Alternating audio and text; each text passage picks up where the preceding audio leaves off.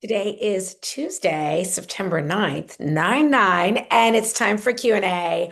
I have some questions for the guys today about love handles. We're not available for those. And boosting metabolism, but the answers are going to be helpful to both men and women. I'm going to share some universal truths that are going to help you.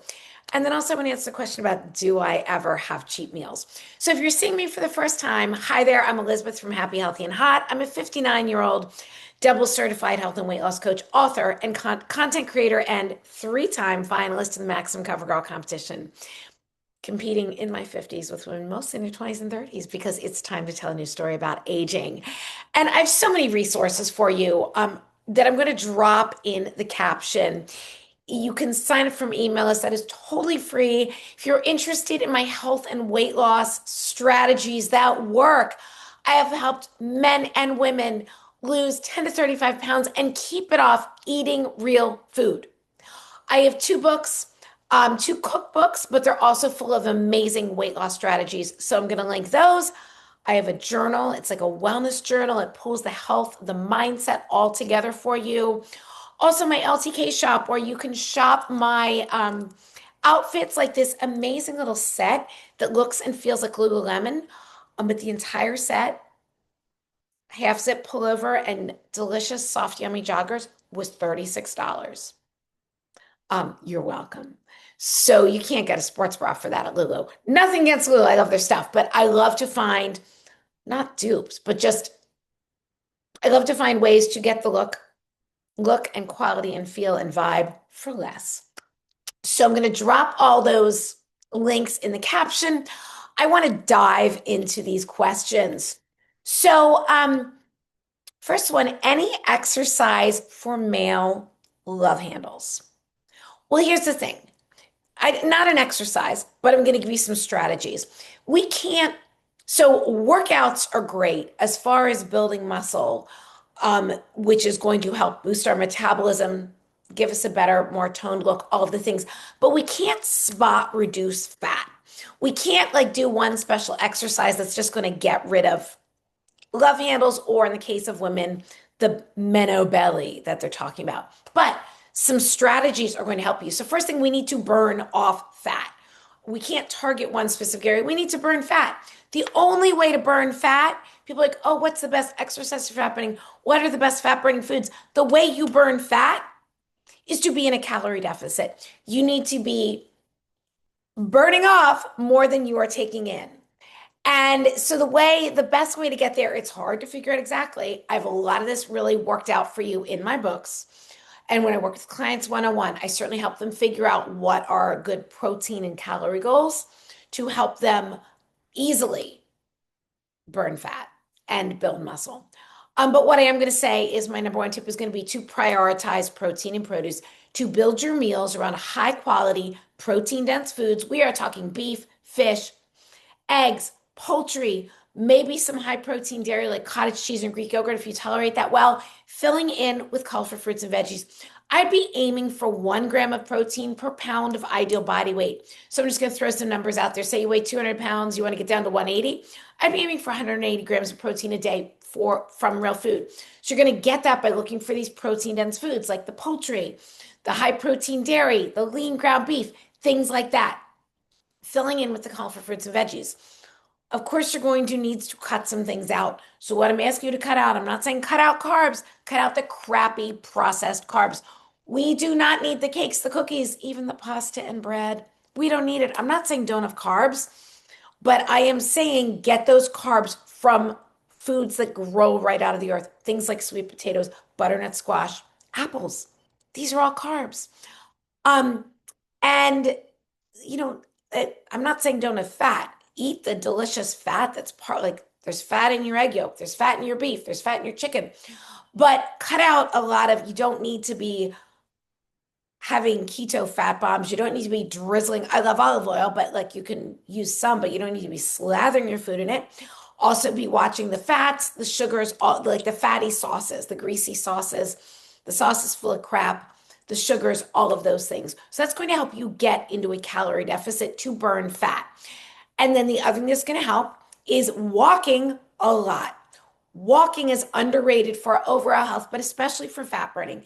It doesn't raise your cortisol, it doesn't stress your body. It's something that's very sustainable, and especially longer walks are very helpful for fat burning. But again, you are not going to burn fat unless you're in a calorie deficit. Now, as far you're also going to want to build muscle, which is also going to boost your metabolism. So, you know what I say about the core? Planks are better than Spanx. Buy Spanx and meet shapewear. Now, I know that men aren't wearing shapewear, but you want to be looking for building that muscle. And planks are great for it's a body weight move that works everything your arms, your shoulders, your back. Like we like nice definition there, your quads and your core. So that is going to help tighten up that area. But again, we're not going to spot reduce. We can't get rid of fat in one area. We need to just burn fat. So then, but also this works for men and women. Love handles, meno belly, all of the things. Um, Also, here's another question. As a baby boomer, just a struggle. Doing my walks, how can I get my metabolism increased? By building muscle. So muscle burns more calories at rest. You build muscle with resistance training.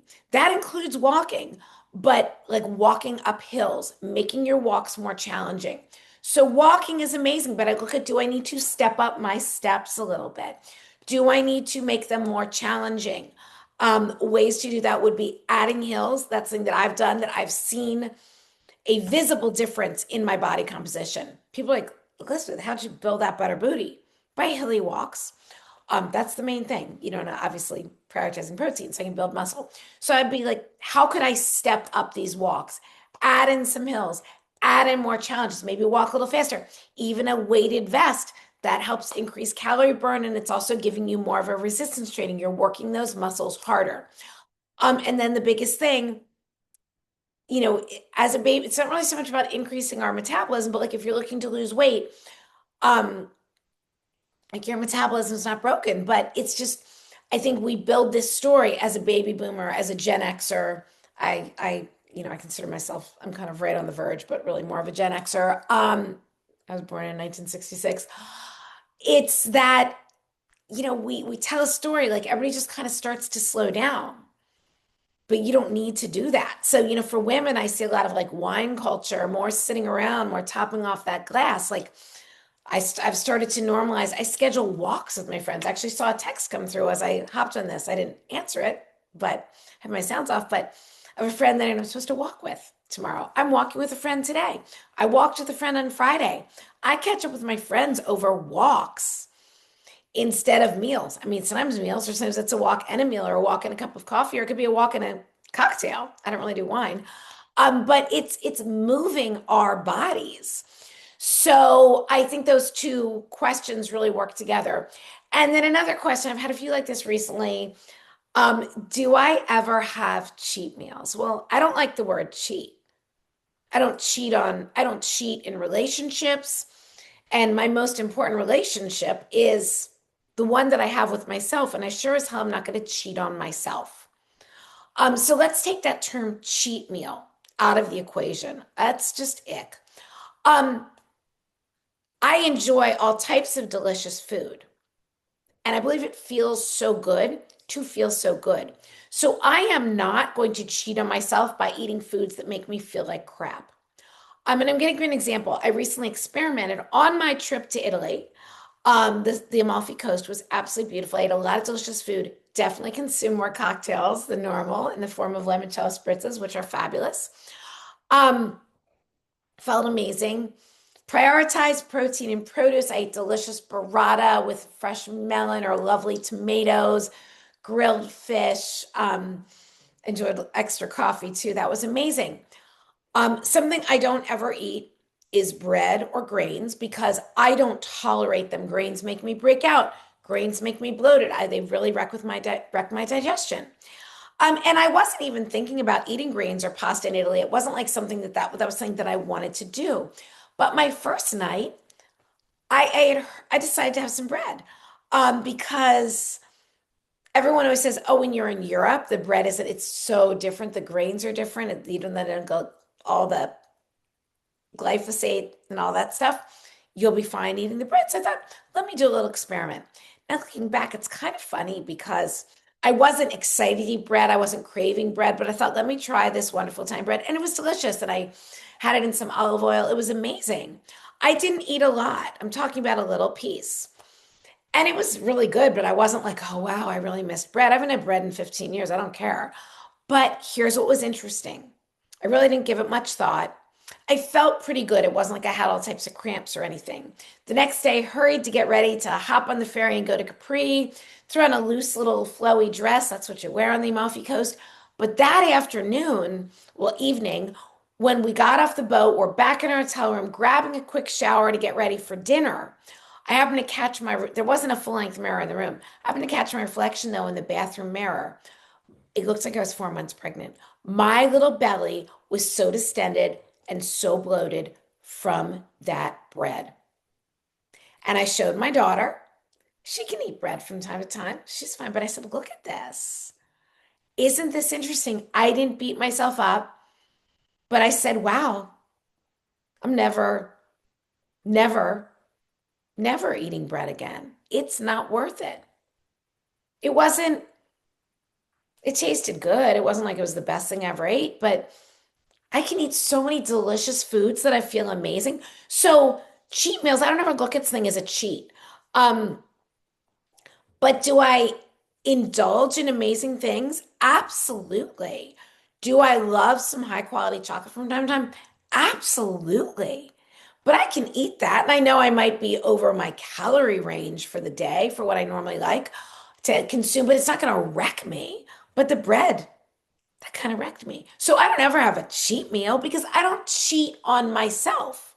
Do I intentionally enjoy delicious food? Absolutely. But from day to day, it feels so good to feel so good. I want to eat amazing food that tastes delicious and that helps me look and feel amazing the next day. So thanks for being here. I'll see you again for another Q&A tomorrow. And if you have any questions, feel free to drop them in the comments.